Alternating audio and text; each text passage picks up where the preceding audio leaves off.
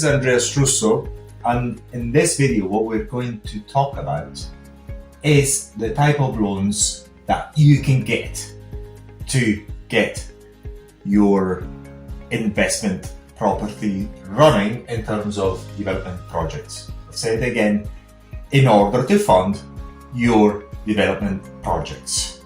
There's something very important to understand about loans. What you're trying to do first and foremost is to have as many unsecured loans as possible.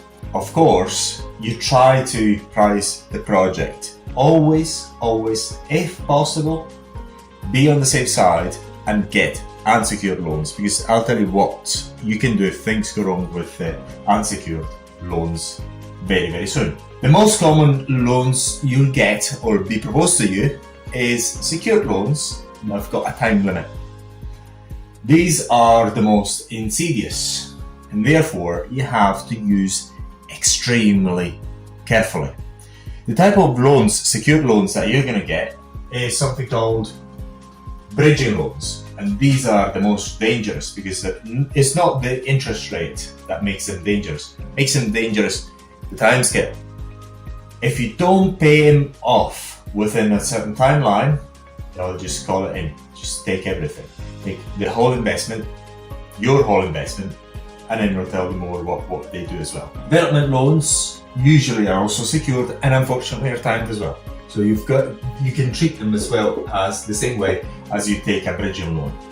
The very good investments that you can get, the very good loans that you can get is from investors. And if you've got family and friends which have got cash and you've got a bit of experience in developments, don't hesitate. Take the money every day of the week. Don't even think about it. Obviously, you need to know what you're doing. It's much better not to lose money. One of the things that I like about real estate is that they are very safe. So it's extremely unlikely that you're going to lose your family and friends' funds. Sooner or later, you're going to be able to pay them back. They're very good loans because you can get good interest rates, but not only that, they're very unlikely to repossess you. Therefore, you can actually pay them back. If something goes wrong, a bit later on, you keep paying them interest. So absolutely beautiful. These are the best loans I would actually get if you get access to them. Let's talk about the dangers of this type of loan. The safest ones are the unsecured ones. It's not as if they're safest because they're unsecured, therefore you can just afford not to pay them back. Unsecured loans will need to be paid back because what is going to happen in reality, although they're called unsecured, don't get fooled. What's going to happen if you don't pay them off, given a long enough period of time, they're going to take everything you own. The way the banks and lenders work is that they let the interest accrue up to a certain point when the loan is so high that they can afford to have you declare bankruptcy. When you declare bankruptcy, you've got the receivers that come in, they sell everything you own. Don't think that these loans is something that you can play with. Although they're called unsecured, they just buy you extra time. So they're not able to sell all your properties very quickly if they want to do so. Because usually if they're secured, only takes them 3 months to be able to sell your property. It doesn't take them long. And these ones have taken a few years for you to be declared bankrupt, and then the receivers will just eat a lot of your spoils. Be careful of them anyway. It's not as if it's free money and you don't pay them back. You will lose everything if you don't pay. The bridging loans, any secured loans that I stand, are the most insidious because they can technically, even if you pay the interest and you go over the timeline, they can call in the loan. They can take it to court, you can fight it. Even if you fight them, you could lose. It's not worth to fight this sort of things. Just be very careful. I'll tell you a story later on, but be very careful about them. Anything that is secured and timed with a very strict time, be very careful. They're very smart, the banks, because they put bridging loans. I would like to be a bridging loan company as well because I'm going to get great assets there. So I would love to be a bridging loan company. Maybe I'll do it later on. We have to understand what we mean by a project being finished. You don't actually say when the project's finished. It's finished when you're technically able to rent it out. At least those loans are being paid monthly by the investment itself.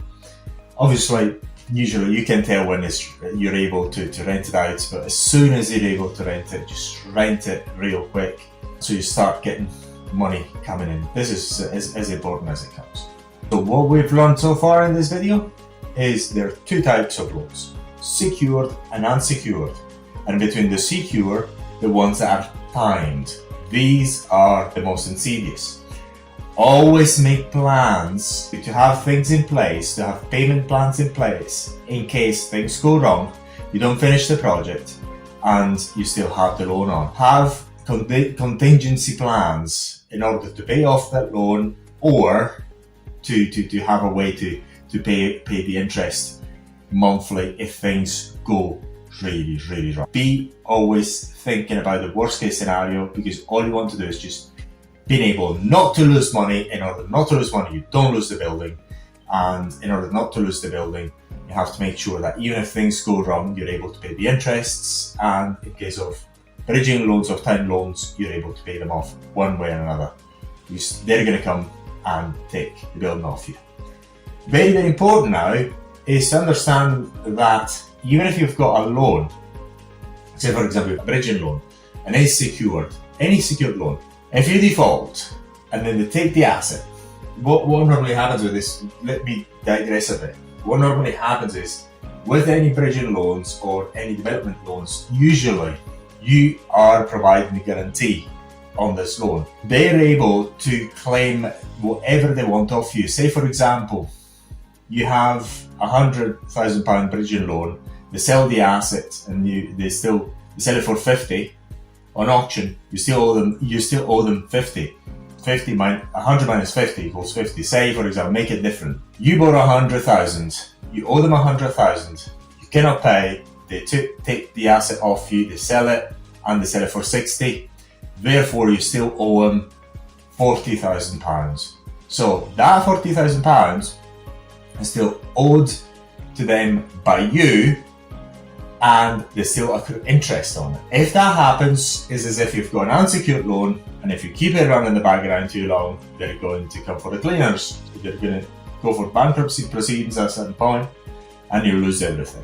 Be sure you know what you're doing. Be very careful. Not just secured loans. Loans have got a strict timeline.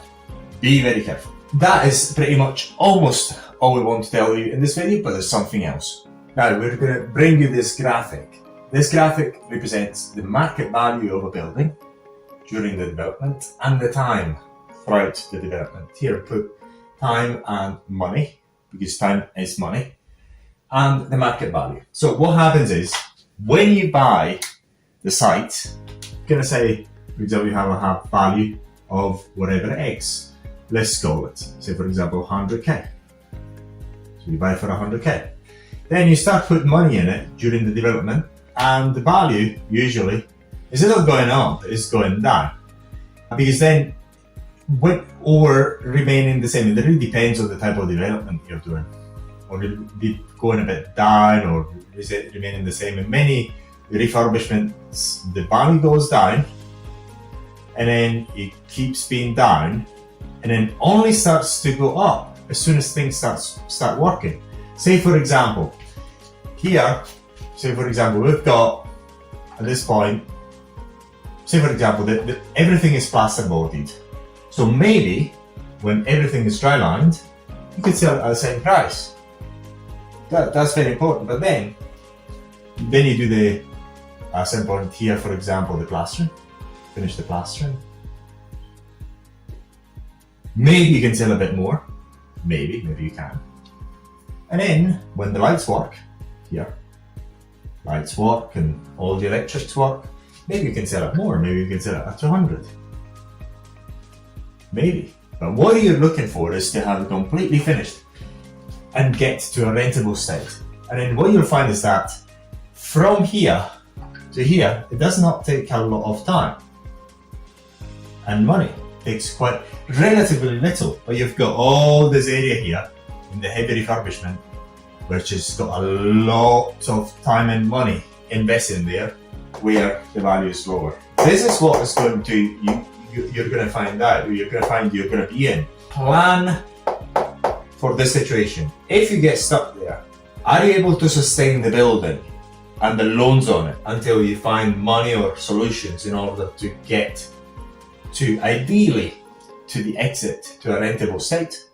That is what you've actually need to plan for.